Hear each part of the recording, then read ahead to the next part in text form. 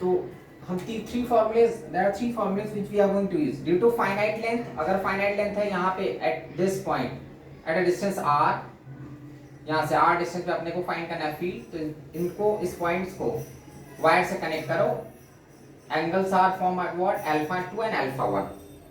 इस साइड में lower half में अल्फा 1 बना, लोअर हाफ में अल्फा 2. तो magnetic field at this point due to this straight wire B is equal to mu naught I by 4 pi r sin alpha 1 plus sin alpha. This is what magnetic field due to finite length of wire. अगर ये infinite होता है तो infinite के case में क्या होता है, इनफाइनाइट अगर लेंथ है, when that wire is of infinite length, तो I have to draw a parallel line. अगर इनफाइनाइट है तो पैरेलल लाइन, तो उसके alpha 1 is equal to alpha 2 कितना हो जाएगा 90.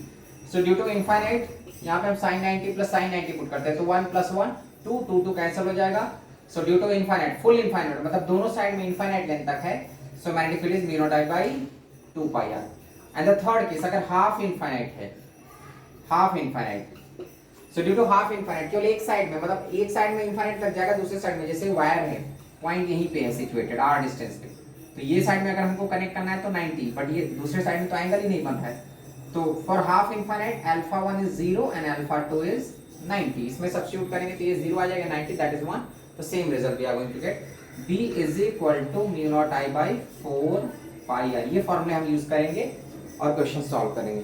तो चलो इसको मैं रब कर रहा हूँ, फिर मैं एक एक क्वेश्चन डिस्कस करता हूँ. ड्यू टू फाइनाइट लेंथ याद रखो mu naught I by 4 pi r sin alpha 1 plus sin alpha 2. Due to infinite length alpha 1 alpha 2 दोनों 90 हो जाएगा, तो ये रिजल्ट हो जाता है mu naught I by 2 pi r. Infinite और हाफ इनफाइनाइट के लिए स्टैंडर्ड रिजल्ट याद रखो, डायरेक्ट हम यूज कर लेंगे, और अगर वो कुछ एंगल बनाता है देन हम we are going to use this expression. अब चलो देखते हैं इस पे क्वेश्चंस कैसे आते हैं.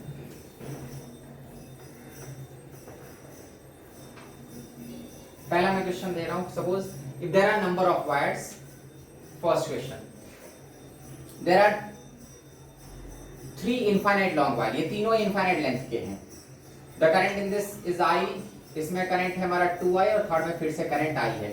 डिफरेंट डायरेक्शन में करंट शो कर रहा है. I have to find the field at this point, point A या PQR में ले रहा हूं, point P, point Q and point R. इन तीनों पॉइंट्स पे अपने को फील्ड फाइंड करना है. I have to find the field at point P, at point Q, at point R. तो देखो P पॉइंट पे जो पहला वायर है वो उसी पॉइंट से जा रहा है, तो अगर कोई पॉइंट वायर पे लाई करता है तो वो वायर वहां पे कोई मैग्नेटिक फील्ड डेवलप नहीं करेगा, बिकॉज इसके लिए जो थीटा है वो 0 हो जाता है. तो अगर पॉइंट वायर पे लाई कर रहा है या उसको एक्सटेंड करो, अगर सपोज हम इसको एक्सटेंड करते हैं, यहाँ पे कहीं पॉइंट है, तो उस पॉइंट पे भी या तो वो एग्जैक्टली वायर पे हो या वायर को एक्सटेंड करने पे वायर उस पॉइंट से पास कर जाता है, अगर तो उस पॉइंट पे कोई फील्ड नहीं होता बिकॉज ऑफ दिस वायर. तो if you are finding field at P, P पे जो फील्ड होगा फर्स्ट वायर की वजह से नहीं होगा, इस पे फील्ड होगा because of second wire and because of third. तो magnetic field at point P is what because of second wire. अब ये इनफाइनाइट लॉन्ग वायर है और इसका जो करंट है that is in clockwise with respect to this, ये clockwise जा रहा है नीचे की तरफ ऐसा, और ये वाला करंट एंटी क्लॉकवाइज. तो जो क्लॉकवाइज है, clockwise means inside the board, and if it is outside, अगर क्लॉकवाइज है तो इनसाइड द बोर्ड जाएगा और एंटी क्लॉकवाइज है तो आउटसाइड. तो इसका जो फील्ड होगा वो इनवर्ड होगा और इसका फील्ड आउटवर्ड. तो इनवर्ड को मैं नेगेटिव लूंगा और आउटवर्ड को मैं, जो बोर्ड के अंदर जाएगा नेगेटिव लूंगा मैं, और जो बोर्ड के बाहर आएगा पॉजिटिव. तो ये अगर है हमारा, तो that is minus mu naught 2I divide by 2 pi r, because this wire is of infinite length. तो मैंने वही इनफाइनाइट वाला फॉर्मूला यूज किया और अंदर जा रहा था, इनवर्ड जा रहा था, इसलिए मैंने माइनस लिया. The field due to the third wire, तो ये देखो anti clockwise with respect to this point, it is in anti clockwise direction. So anti clockwise direction में तो लाइंस बाहर आएंगी, मैग्नेटिक फील्ड बाहर आएगा, तो उसको मैं पॉजिटिव लिया, मतलब टुवर्ड्स पॉजिटिव z एक्सिस. ये भी इनफाइनाइट लॉन्ग है, तो सेम इनफाइनाइट वाला formula mu naught I divide by 2 pi r. r की जगह यहां से यहां तक का सेपरेशन, तो सपोज यहां से यहां r है, between these two wire it is r and between these two wire it is r. So total separation between these two, मतलब इस पॉइंट का इस वायर से सेपरेशन कितना हो जाएगा 2r. तो यहां पे क्या लिखेंगे 2 पाई इनटू 2r, फिर इसको सिंपलीफाई कर. मैग्नेटिक फील्ड एट Q, अब Q पे निकालो. Q पॉइंट हमारा कहां पे है, सेकंड वायर पे. सो Q पॉइंट पे सेकंड वायर कोई फील्ड डेवलप नहीं करेगा, because that point is lying on the second wire. So no field is develop because of second wire. इस पॉइंट पे फील्ड किसकी वजह से डेवलप होगा, because of first wire and because of third wire. तो first wire देखो clockwise जा रहा है, with respect to this point current flowing in the first wire is in clockwise direction, और जो थर्ड वायर है वो एंटी क्लॉकवाइज जा रहा है, मतलब both the currents are in opposite direction with respect to this point. with respect to point Q, current in the first wire is in clockwise direction and current in the third wire it is in anti-clockwise direction. तो दोनों field subtract होंगे, तो subtract कर दो. Due to first ये clockwise है, ये फिर से negative minus mu naught I divide by 2 pi r, because this wire is of infinite length, plus इसका एंटी क्लॉकवाइज है तो mu naught I divide by 2 pi r, the separation is r which is 0. मतलब Q point पे ये वाला second वाला wire तो develop ही नहीं कर रहा है, फर्स्ट जितना डेवलप कर रहा है थर्ड उसको कैंसिल कर दे रहा है, बिकॉज फर्स्ट और थर्ड आइडेंटिकल है, दोनों में करंट भी सेम है और उनका सेपरेशन भी सेम है फ्रॉम Q. चलो R पे देखते हैं, magnetic field at R. So R point पे third wire, because that point is lying on the third wire, तो थर्ड वायर का यहाँ पे कुछ फील्ड नहीं होगा, बिकॉज अगर पॉइंट P उस वायर पे लाई करता है तो वहां पे उसका फील्ड 0. तो at point R no field is develop because of this third wire. चलो थर्ड वायर तो कोई फील्ड डेवलप नहीं करेगा, इस पर डेवलप कौन करेंगे, फर्स्ट और सेकंड, मतलब फर्स्ट और सेकंड. फर्स्ट वाला देखो with respect to this point, first वाला क्लॉकवाइज है और सेकंड वाला एंटी क्लॉकवाइज. ये वाला जो है सेकंड का current that is in anti clockwise direction. So clockwise को मैं नेगेटिव लूंगा because clockwise means inside the board, anti clockwise outside the board. तो ये जो फर्स्ट का करंट है क्लॉकवाइज उसको मैं इनसाइड लूंगा और सेकंड वाले को आउटसाइड. तो due to first wire it is minus mu naught I divide by 2 pi into 2r, because इस वायर का सेपरेशन इस पॉइंट से 2r है, and due to this it is positive, तो प्लस म्यू नॉट इसका करंट है 2I divide by 2 pi r. Then you can simplify this, you will get the result. So if there are number of wires, so कोई भी point अगर wire पे lie करता है या फिर वायर एक्सटेंड करने पे उस पॉइंट से पास कर जाता है तो उस पॉइंट पे उस वायर का कोई फील्ड नहीं होता. इसलिए at point P no field because of first wire, at point Q no field because of second wire. Clear? And at point R no field because of third wire. चलो ये तो हमारे simple cases हो गए. अब next question देखते हैं.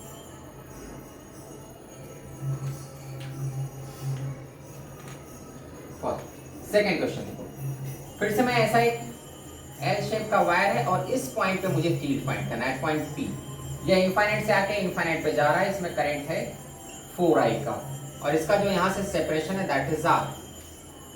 So I have to find the field at this point, at point P, because of this L shape of wire. ये 4I करंट है, वही यहाँ से टर्न लेके इधर चले गया 4I. अब देखो यहाँ पे वायर के दो सेगमेंट हैं, this is the first segment and this is the second segment. मतलब ऐसा नहीं एक वायर नहीं है, वायर टर्न हो गया है, तो ये एक अलग सेगमेंट बना रहा है, एक अलग सेगमेंट बना रहा है. जो हम एक्स एक्सिस वाला सेगमेंट है, मतलब ये वाला जो सेगमेंट, इसको देखते हैं. अगर ये आगे एक्सटेंड हो रहा है तो उस पॉइंट P से जा रहा है, मतलब ये वाला वायर कोई फील्ड डेवलप नहीं करेगा. अगर एक वायर पॉइंट से पास कर रहा है तो वो वायर, जैसे ये वाला वायर एक्सटेंड करने पे P से जा रहा है, वो पॉइंट P उसी लाइन में लाई कर रहा है जिस लाइन में ये वायर है, तो ये वायर यहाँ पे कोई फील्ड डेवलप नहीं कर पाएगा. ये वाला वायर उस पॉइंट से नहीं जा रहा है तो ये वहां पे फील्ड डेवलप करेगा. और देखो with respect to this point, ये जो पॉइंट है वायर के एकदम एंड पे है, तो ये एक हाफ इनफाइनाइट, मतलब एक साइड में तो ये इनफाइनाइट तक जा रहा है, दूसरे साइड में कहीं नहीं, दूसरे में वायर है ही नहीं. तो this wire got half infinite wire with respect to this point. तो बस इसका फील्ड निकलेगा, इसका फील्ड आएगा केवल. ये वाला उस पॉइंट से जा रहा था तो ये फील्ड डेवलप नहीं करेगा. तब इसका फील्ड निकाल लो. हाफ इनफाइनाइट का केस है तो मैग्नेटिक फील्ड क्या हो जाएगा, फॉर एक का तो 0, इसका तो 0 हो गया. इसका क्या होगा, ये एंटी क्लॉकवाइज है with respect to this point, so plus mu naught 4I divide by half infinite में नीचे 4 पाई r होता है, 4 pi into r. This is what the magnetic field at this point due to this wire. तो यहाँ पे L shape का wire था, तो वायर तो एक ही है, लेकिन एल शेप हो जाने की वजह से वो दो सेगमेंट में डिवाइड हो गया है. फर्स्ट सेगमेंट उस पॉइंट P से पास कर रहा है तो ये फर्स्ट सेगमेंट यहाँ पे फील्ड डेवलप नहीं करेगा. सेकंड सेगमेंट उस पॉइंट से नहीं पास कर रहा है तो ये हाफ इनफाइनाइट है with respect to this point, so field is develop because of this half infinite wire at that point.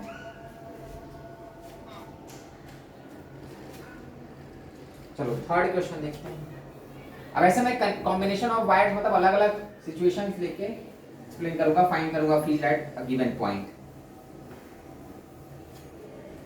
Third question, मान लो मेरे पास दो एल शेप के वायर, एक ऐसा है, सॉरी एक एल शेप का, एक ऐसा. यहाँ पे कोई पॉइंट है P, इसमें करंट आ रहा है I, ये यहाँ से ऐसे पास कर गया, इनफाइनाइट पे जा रहा है, और इसमें करंट है 2I, वो भी इनफाइनाइट पे जा रहा है. ये हमारा सिस्टम है, दो वायर से, एक एल शेप का है और एक स्ट्रेट इनफाइनाइट वायर है. इसका यहाँ से separation is given R and from here also it's separation is given R.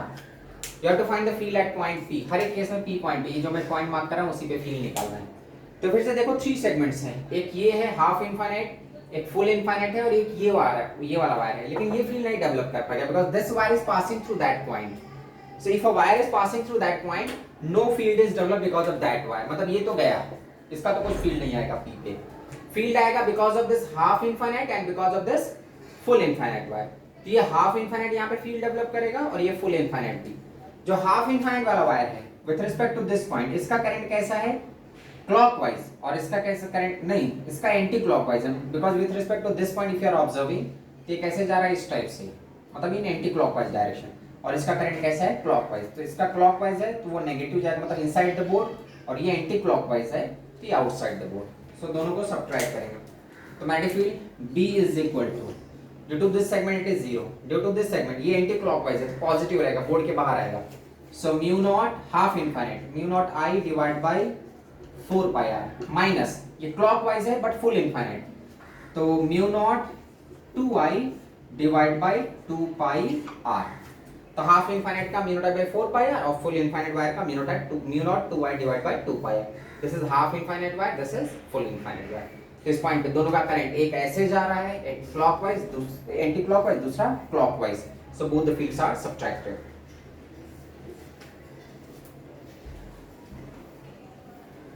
This is the third question. चलो नेक्स्ट फोर्थ देखते हैं.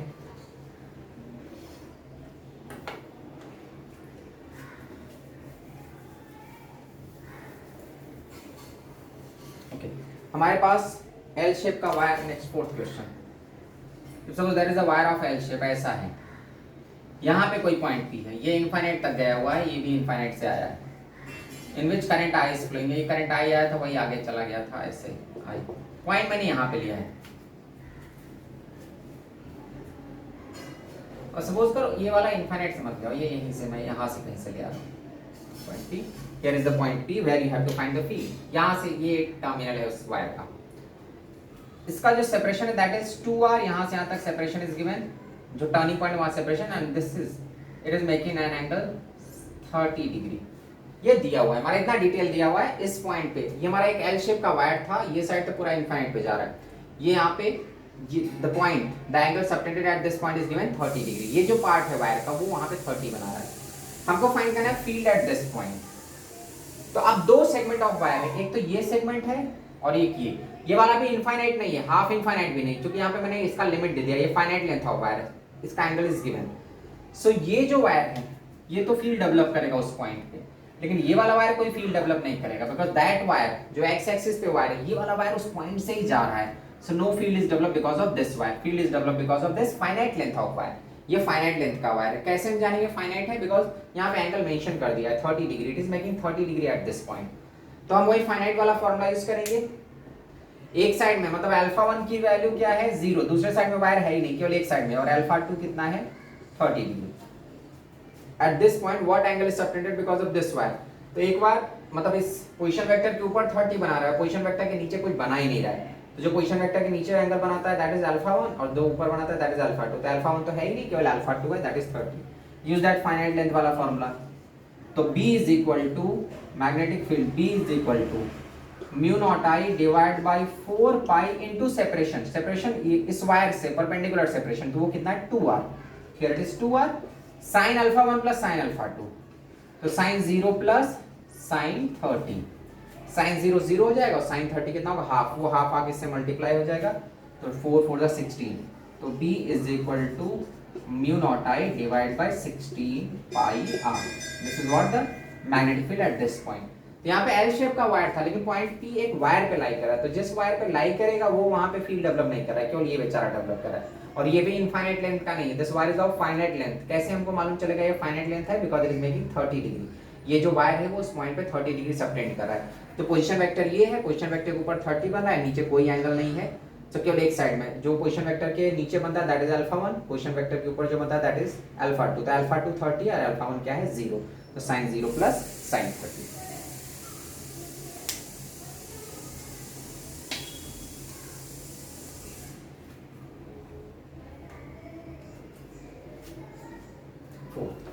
फिफ्थ क्वेश्चन देखते हैं.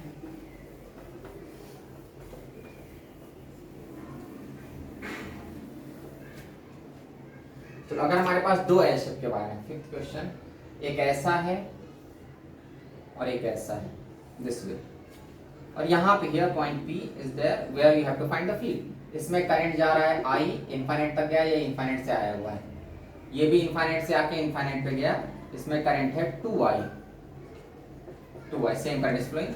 Separation from here to here is R and separation from here to here is also R. At this point, at point P, you have to find the field. तो अब देखो L shape, जब कोई भी wire L shape में होता है, turn लेता है तो दो सेगमेंट हो जाता है। तो यहाँ पे दो L शेप के हैं, एक ये है और एक ये है, तो टोटल 4 सेगमेंट्स हो गए। अब 4 सेगमेंट में देखेंगे कौन कौन सा सेगमेंट ऐसा है, कौन कौन सा वायर का पार्ट ऐसा है जो पॉइंट से पास कर रहा है। तो एक तो ये वाला फील्ड डेवलप नहीं करेगा, बिकॉज इसको एक्सटेंड करेंगे तो P से जाएगा, तो no field is develop because of this, मतलब इसके बारे में हमको सोचना ही नहीं है। ये वाला वायर की भी कहानी वही है, ये जो वायर है वो भी P से जाएगा, मतलब ये दोनों तो गए, इनका फील्ड हमको नहीं निकालना है। फील्ड हमको केवल इसका निकालना है और इसका निकालना है, बिकॉज ये वायर उस पॉइंट से नहीं पास कर रहे हैं। ये क्या है, हाफ इनफाइनाइट है, मतलब पॉइंट एकदम एंड पे है, तो ये भी हाफ इनफाइनाइट है, ये भी हाफ इनफाइनाइट है। इसमें करंट कितना है, ऊपर वाले में करंट I है, in this wire current is I, because जो यहाँ पे है वही करंट यहाँ पे है, so the current in this wire is I, current in this wire is 2I। With respect to this point, ये क्लॉकवाइज है और ये एंटी क्लॉकवाइज, मतलब both the fields are in opposite direction. इसका एंटी क्लॉकवाइज में positive लूंगा और इसका क्लॉकवाइज नेगेटिव, तो net field is what field because of this mu naught 2I divide by half infinite है, हाफ इनफाइनाइट का formula क्या था, 4 pi R माइनस ये भी हाफ इनफाइनाइट बट ये क्लॉकवाइज है, इसलिए मैंने इनवर्ड डायरेक्शन के लिए नेगेटिव ले लिया, mu naught I divide by 4 pi R, half infinite है तो 4 pi R, इसको सिंपलीफाई कर लो, so mu naught I by 4 pi R we are going to get, तो B is equal to mu naught I by 4 pi R। So जितने, अगर कोई भी वायर L सेगमेंट में होता है तो एक wire, even if it is one wire, एक ही L शेप का वायर है, लेकिन उसमें दो सेगमेंट हो जाते हैं, तो किसी पर्टिकुलर पॉइंट पे you have to find field due to both the segments.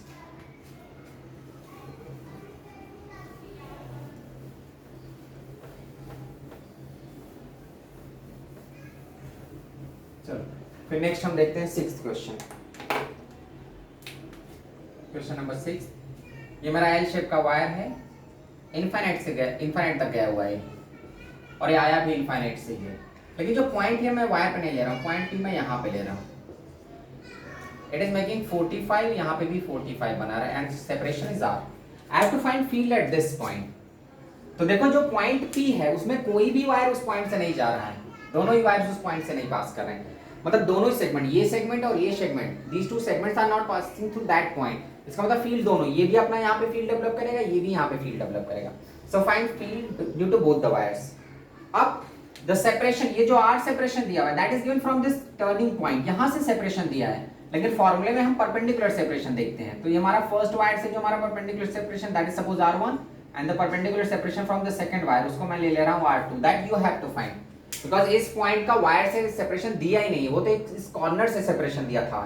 So that R1 and R2, मतलब separation of perpendicular separation of this point from this wire is R2 and perpendicular separation of this point from this wire is R1 I have taken.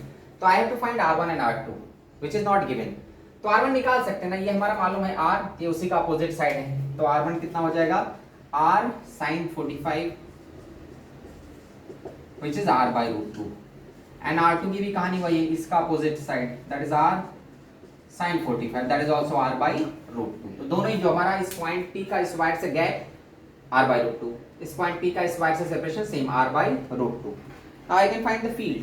अब field के लिए हमको क्या करना होगा, alpha 1 alpha 2 निकालना होगा। ये जो वायर है इस पॉइंट को फर्स्ट एंड उसका यहाँ पे है, सेकंड एंड इनफाइनाइट पे है, दोनों वायर की वही कहानी है। इसका फर्स्ट टर्मिनल यहाँ पे है, ये भी फील्ड डेवलप करने वाला है, ये भी फील्ड डेवलप करने वाला है। चलो मैं पहले इसकी बात करता हूँ।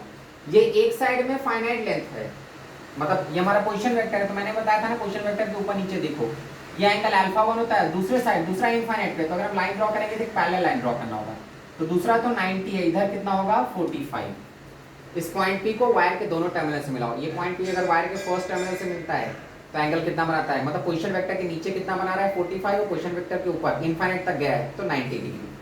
तो फर्स्ट वायर के लिए एंगल कितना है 45 और 90। सेकंड वायर के लिए भी ये हमारा पोजीशन वेक्टर है, पोजीशन वेक्टर की एक साइड में कितना बनाएगा 45 और दूसरे साइड में ये भी इनफाइनाइट है, फिर आल्सो इट इज 90। तो for both the cases alpha 1 is 45, alpha 2 is 90। Second case में वही alpha 1 alpha 1 is 45 and alpha 2 is 90, दोनों ही वायर के लिए। अब दोनों का फील्ड निकाल लो। तो field due to both the wires B is equal to mu naught I divide by 4 pi R1, separation is R1, R1 की जगह मैं पुट कर दे रहा हूं R by root 2 sine 45 plus sine 90, sine 45 plus sine 90, ये एक wire की। फिर इस नीचे वाले मतलब जो y एक्सिस पे वायर था उसका फील्ड ये हो गया, जो x एक्सिस पे उसका भी सेम ही आएगा, mu naught I divide by 4 pi R2 is what, same R by root 2 sine 45 plus sine 90। फिर इसका सिंप्लीफाई करना, मतलब ये उतना ही रिजल्ट उसका भी, तो इसी को डबल कर दो।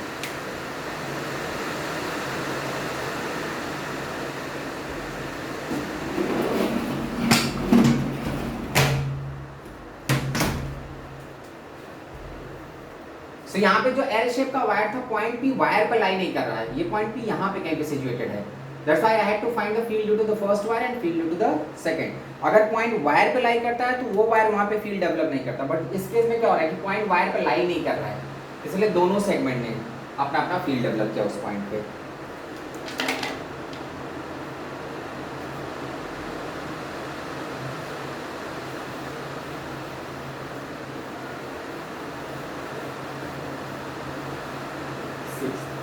चलो नेक्स्ट देखते हैं 7th क्वेश्चन। सपोज हमारे पास एक एल शेप का नहीं वायर है, इस टाइप से ऐसा है। चलो एल शेप का ले लेते हैं। ये एल शेप का वायर है, इनफाइनाइट से आके इनफाइनाइट पे गया हुआ है। Point P situated somewhere here, तो पॉइंट पी यहाँ पे सिचुएटेड है। This side it is making 30 degree, ये साइड में बना रहा है 60 एंड सेपरेशन इज आर। इस पॉइंट पी का इस कॉर्नर से सेपरेशन आर दिया हुआ है। There are two segments of wire in which current I is flowing, current इसमें फ्लो कर रहा है, इसमें भी करंट आई जा रहा है। I have to find the field at this point because of this two wires. ये जो ये वाला वायर और ये वाला वायर, ये दोनों इस पॉइंट पे कितना फील्ड डेवलप करेंगे। तो अगेन ये जो दोनों वायर है ये इस पॉइंट से पास नहीं करेंगे, मतलब दोनों अपना अपना फील्ड डेवलप करेंगे। Find the field due to this first segment and field due to this second segment. तो फील्ड फाइंड करने के लिए पहले तो पोजीशन वेक्टर बनाओ। इस पॉइंट P का यहाँ से पोजीशन वेक्टर मैंने बनाया, दैट इज R1, यहाँ से बनाया दैट इज R2। पहले मैं R1 निकाल रहा हूँ। R1 इज इस R का अपोजिट साइड, तो R sin 60 which is R root 3 by 2। R2 इसका अपोजिट साइड, तो ये R है, तो ये अपोजिट साइड क्या हो जाएगा R sin 30, that is R sin 30 which is R by 2। हमको पोजीशन वेक्टर मिल गया, मतलब separation of that point P from both the wires. इस वायर से भी सेपरेशन मालूम चल गया, that is R1 and the separation from this wire is R2। so R1 is R root 3 by 2 and R2 is what R by 2। Next alpha 1 alpha 2, तो मैंने बताया position vector के दोनों साइड के एंगल देखो। तो ये वाला पहले फर्स्ट वायर के लिए देखते हैं, ये एंगल अगर 60 है तो ये एंगल कितना होगा 30, और दूसरा साइड इनफाइनाइट पे है तो 90। सिमिलर वे में ये पोजीशन वेक्टर के दोनों साइड एंगल देखो, इधर ये 30 है तो ये कितना बनेगा 60, और दूसरे साइड में 90 जाएगा। मतलब फर्स्ट वायर के लिए अल्फा 1 30 है और अल्फा 2 कितना है 90। सेकंड वायर के लिए अल्फा 1 कितना है 60 और अल्फा 2 कितना है 90। अब दोनों के लिए यूज कर लो, ये हमारा B1 और ये B2। अब करंट सेम डायरेक्शन में है तो दोनों ऐड ही होंगे। तो फर्स्ट फाइंड B, तो B is equal to B1 plus B2। B1 is what, due to this wire mu naught I upon 4 pi R1। R1 is the separation of this point from this wire, that R1 I have calculated, which is R root 3 by 2 sin 30 plus sin 90।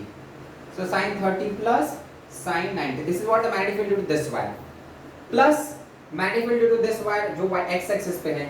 तो same formula mu naught I divide by 4 pi R2, R2 is this part which is R by 2।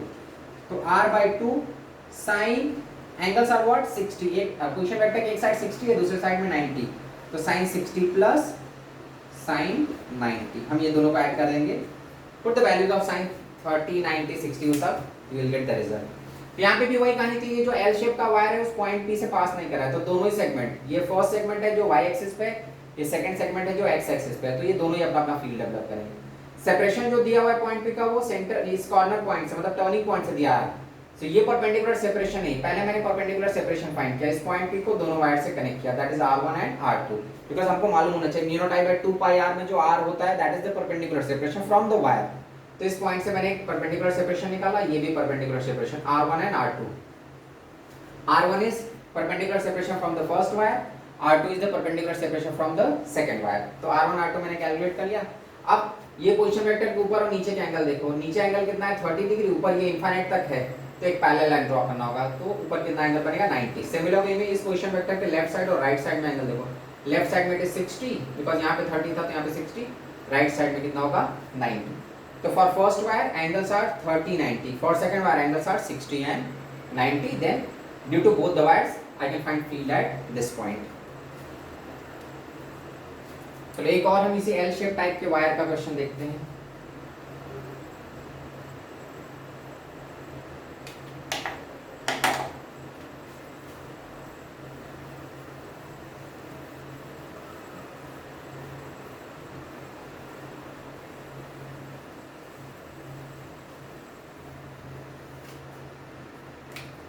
Seven eight यहाँ पे हमारा इस type से wire है, ये infinite पे गया है और इनफाइनाइट से आया हुआ है। Point is P is situated somewhere here which is at a separation 4r। इस कॉर्नर से उसका सेपरेशन 4r दिया है एंड ये जो एंगल बना रहे हैं दोनों साइड में 30 30 बना रहे हैं, it is making 30 30 on both the sides।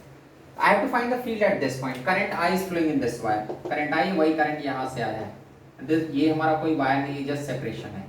So I have to find the field at this point। इस पॉइंट P पे फील्ड फाइंड करना है because of this L shape of wire। So जो L shape of wire है ये दोनों ही segment, this is the first segment, this is the second segment, दोनों ही सेगमेंट उस पॉइंट से नहीं पास कर रहे हैं, मतलब अपना अपना फील्ड डेवलप करेंगे। So find the field at this point because of this segment, ये भी डेवलप करेगा और ये भी डेवलप करेगा। तो फर्स्ट स्टेप क्या होगा, पोजीशन वेक्टर फाइंड करो, यहां से इसका एक परपेंडिकुलर प्रोजेक्शन निकालो, this is what r1 and this is r2, ये हमारा r1 हो गया, ये r2।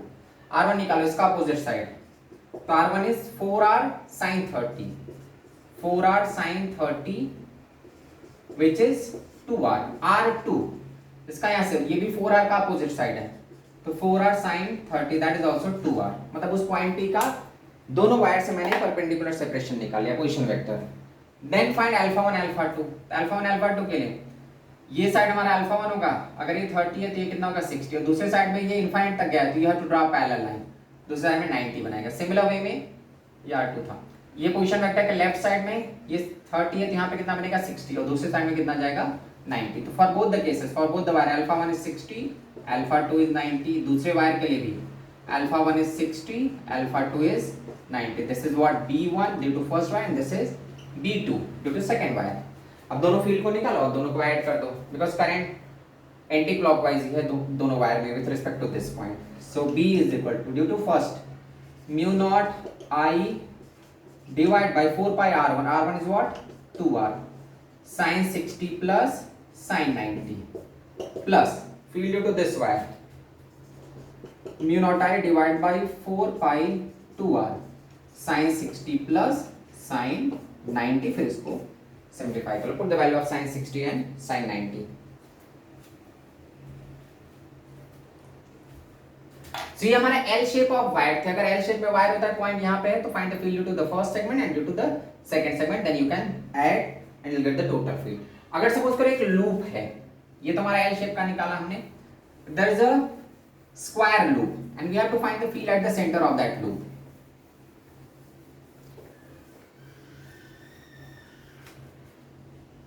नाइन्थ क्वेश्चन, मैं एक रेक्टेंगुलर लूप ले लेता हूँ ऐसा, ये एक लूप है जिसमें करंट I फ्लो कर रहा है इस टाइप से, इट्स साइड लेंथ, ये साइड हमारा 2a है यहाँ से यहाँ तक, जो विड्थ है 2a और उसका लेंथ 2b है, this part is 2b, the length of this square frame. तो length is 2b and width is 2a। I have to find the field at the centre. तो यहाँ पे देयर आर 4 सेगमेंट, 4 सेगमेंट्स हैं, चारों अपना अपना field develop करेंगे। Field is develop because of this, field is develop because of this, field is develop because of this and field is develop because of this. तो अगर मैं एक length का फील्ड निकालता हूं, उसको डबल कर दूंगा तो दूसरा लेंथ भी कवर हो जाएगा। इन द सिमिलर वे मैं विड्थ का निकालूंगा और उसको डबल कर दूंगा, सो इस विड्थ का भी कवर हो जाता है। तो फर्स्ट पोजीशन वेक्टर इस पॉइंट P को दोनों वायर से कनेक्ट करो, ये यहां से हमने पोजीशन वेक्टर निकाला दैट इज r1 और इसका पोजीशन वेक्टर r2। देन उस पोजीशन वेक्टर के दोनों साइड में एंगल कितना बना रहे हैं, तो इसको यहां से कनेक्ट करो, इसको यहां से कनेक्ट करो, ये साइड में सपोज अल्फा है तो ये साइड में भी अल्फा होगा। वैसा ही इस पोजीशन वेक्टर जो सेकंड वायर है, अगर ये साइड में मैं बीटा लेता हूं which is different from alpha, rectangle है, अगर स्क्वायर होता तो वो 45 होता, लेकिन ये रेक्टेंगल है तो यहां पे कुछ भी एंगल हो सकता है। And on another side also it is beta.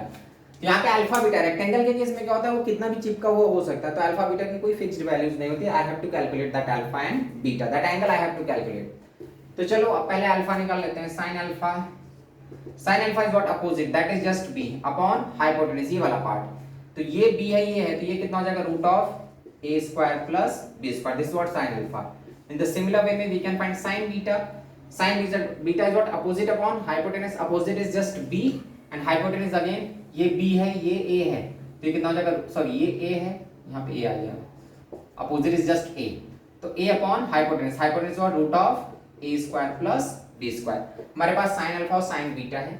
अब हम पहले एक इस साइड का, ये हमारा मैग्नेटिक फील्ड निकाला, b is equal to due to this length mu naught I divide by 4 pi r, r is what, r1 is just this separation, that is a, तो 4 pi a sine alpha plus sine alpha, और ऐसे दो wires हैं, मतलब ये length में 2 multiply करोगे तो ये भी कवर हो जाएगा, प्लस ये हमारा दोनों लेंथ कवर हो गए, plus magnified to the width, ये जो वाला पार्ट है। सो विड्थ का सेपरेशन यहां से यहां तक सेपरेशन कितना होगा, this total length is b, तो ये कितना हो जाएगा, टोटल लेंथ इज 2b, तो this part is just b, तो mu naught I upon 4 pi b sign beta plus sign beta, sine beta plus sign beta into 2, ये भी 2 से मल्टीप्लाई होगा, प्लस ऐड पे। अब इसको अगर हम सिंप्लीफाई करते हैं तो b is equal to mu naught I by 4 pi a sine alpha plus sine alpha, तो म्यू नॉट 2 इधर मैं लिख दे रहा हूँ, 2 mu naught I divide, sorry 2 mu naught I divide by 4 pi a, 2 sine beta, so that is 2 sine beta is, sorry 2 sine alpha, तो sine alpha is what, b upon root of A square plus B square, plus फिर से ये 2 यहाँ पे multiply होगा, 2 mu naught I upon 4 pi b 2 sine beta, तो 2 into sine beta that is a upon root of A square plus B square. Rectangle में यहाँ पे हमको अल्फा बीटा झंझट करना पड़ा, because alpha is different from beta in case of rectangle. अगर ये स्क्वायर होता तो अल्फा भी 45 होता और बीटा भी 45, तो स्क्वायर के केस में हमको अल्फा बीटा नहीं निकालना है, बिकॉज स्क्वायर में तो फिक्स्ड है 90 45 बनता है, लेकिन इस केस में रेक्टेंगल के केस में ये बदल सकता है, because it's length and width both are variable, तो वहाँ पे एंगल चेंज होते रहता है। तो रेक्टेंगल के केस में हम अल्फा बीटा लेंगे और स्क्वायर के केस में इट इज 45, मतलब अल्फा की वैल्यू और दोनों अल्फा बीटा 45 पुट कर दो, you will get the result.